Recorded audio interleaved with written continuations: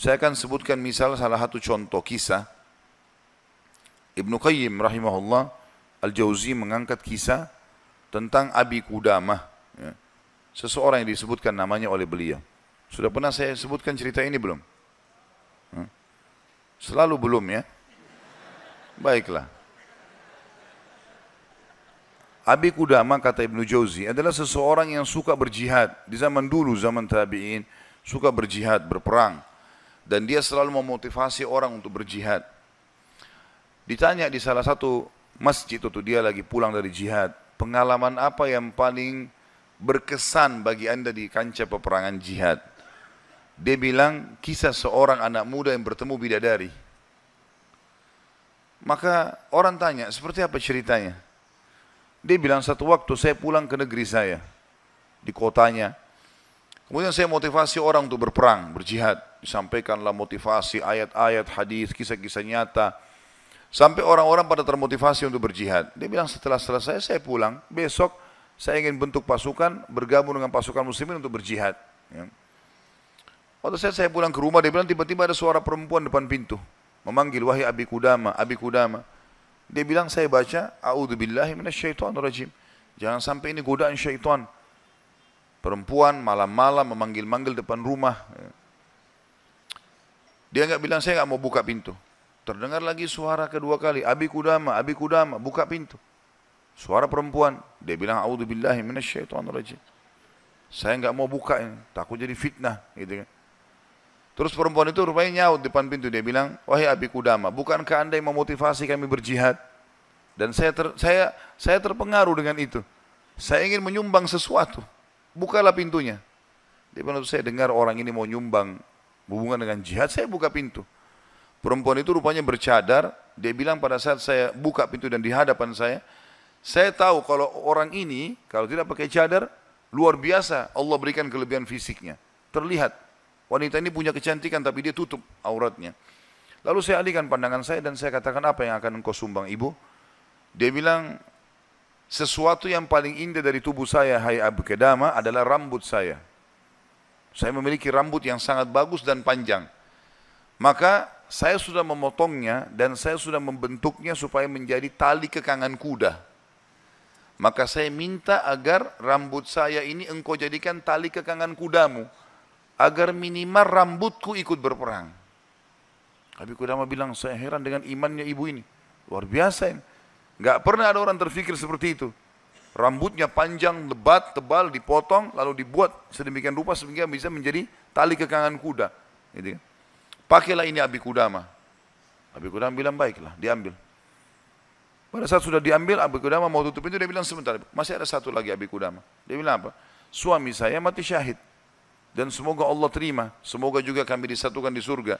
Dan dia mewariskan seorang anak laki-laki yang mirip seperti dia. Maksudnya keimanannya, fisiknya, segala macam. Saya harap anda tidak menolak anak saya besok ikut berjihad. Kata Abi Qudamah, baiklah. Tutup pintu, besok pagi habis sholat subuh, habis syuruk, menjelang duha, berkumpullah orang-orang yang mau ikut jihad untuk bergabung dengan pasukan muslimin. Setelah Abi Qudamah bilang, saya motivasi mereka, datanglah seseorang dari belakang saya berteriak, Abi Qudamah, Abi Qudamah. Suara seorang laki-laki.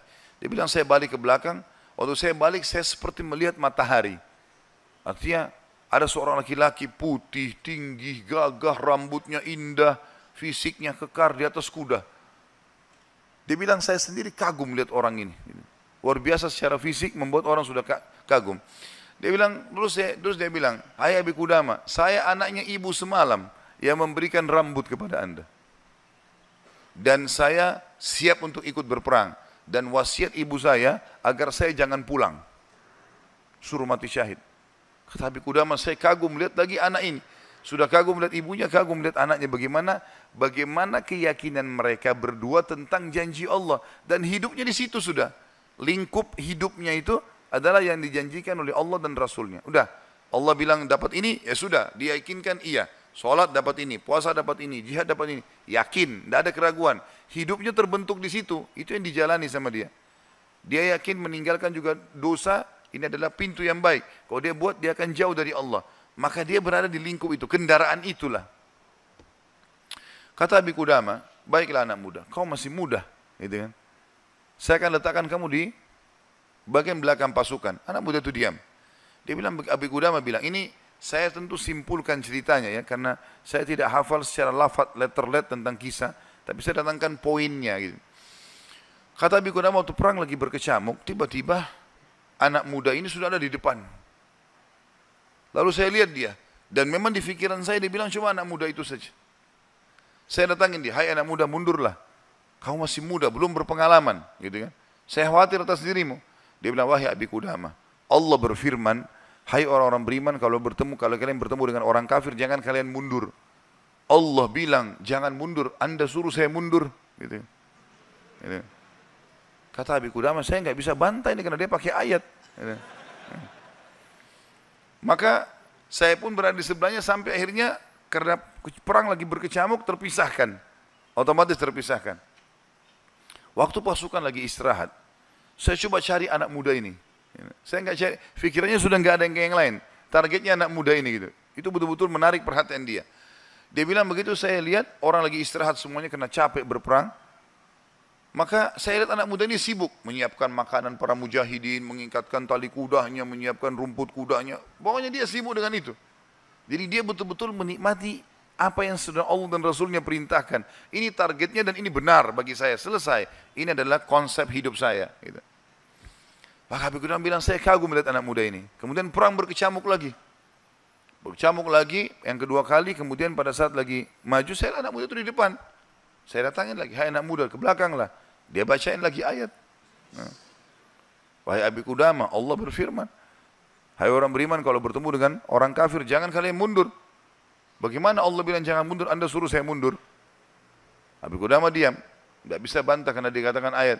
Berkecamuk peperangan dipisahkan oleh prajurit yang saling serang satu sama yang lain, sampai akhirnya tiba malam hari, waktu istirahat. Kata Abi Qudamah, dua pasukan istirahat, lalu saya cari, di mana anak muda ini, di kemah mana dia? Cari-cari sampai dapat kemahnya. Kata Abi Qudamah, waktu saya masuk dalam kemahnya, saya temukan anak muda itu sedang tertidur dan senyum. Senyum lebar gitu. Saya penasaran anak muda ini lagi mimpi apa gitu. Dia bilang saya tunggu sampai senyumnya sudah redah, kemudian saya tepuk, bangunkan. Hai anak muda bangunlah.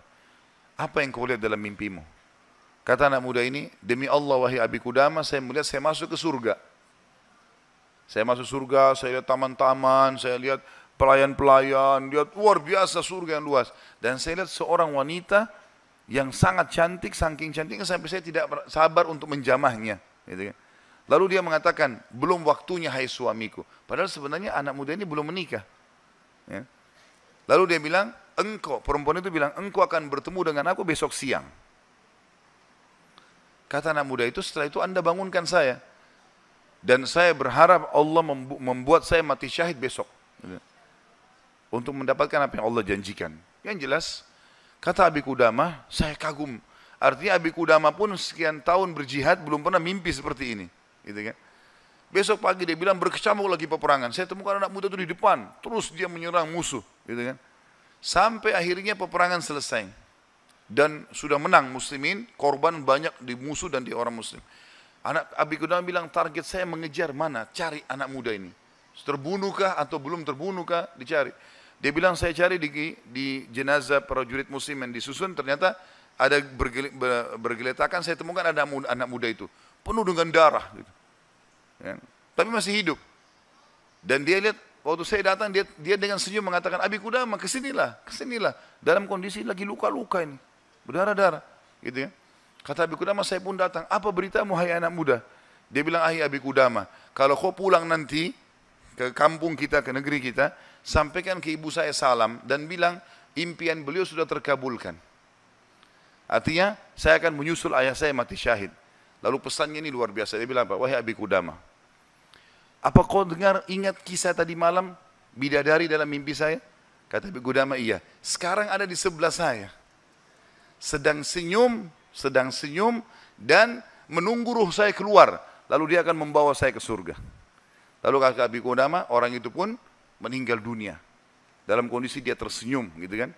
Maka Abi Qudamah bilang, saya menangis, gak bisa menahan melihat luar biasanya. Ibunya luar biasa, anak muda ini luar biasa. 17 tahun, punya kelebihan fisik yang mungkin tadi saya bilang, kebanyakan kita di Indonesia dihabiskan pada hal yang foya-foya, coba-coba kemaksiatan. Ini semua omong kosong nih, dari syaitan, bukan begitu.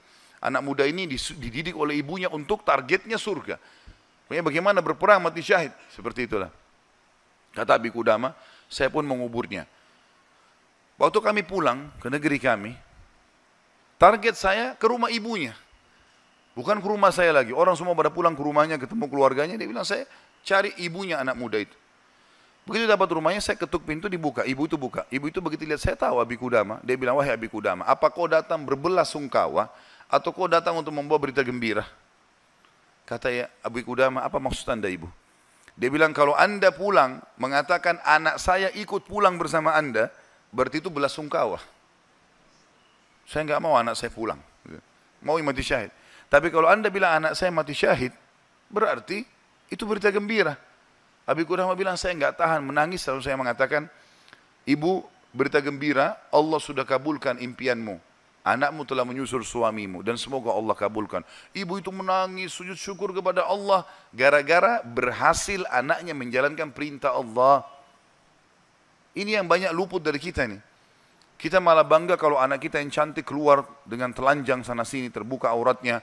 Atau mungkin meninggalkan pesantren dan sekolah di sekolah yang tidak ada pendidikan agamanya. Atau keluar ke negara-negara kafir yang akhirnya mereka terdidik dengan hal-hal yang tidak baik. Hanya karena bangga dengan urusan dunia, bukan bangga dengan urusan akhiratnya. Padahal itu tanggung jawab kita. Jadi teman-teman sekalian, menanamkan muraqabah, yakin kalau Allah mengawasinya, yakin akan janji Allah terhadap ibadah yang dia kerjakan, yakin ancaman Allah kalau dia melanggar, maka ini poin yang sangat penting, ini yang sedang kita bahas. Masalah bagaimana dia mendidik jiwanya dalam masalah muraqabah.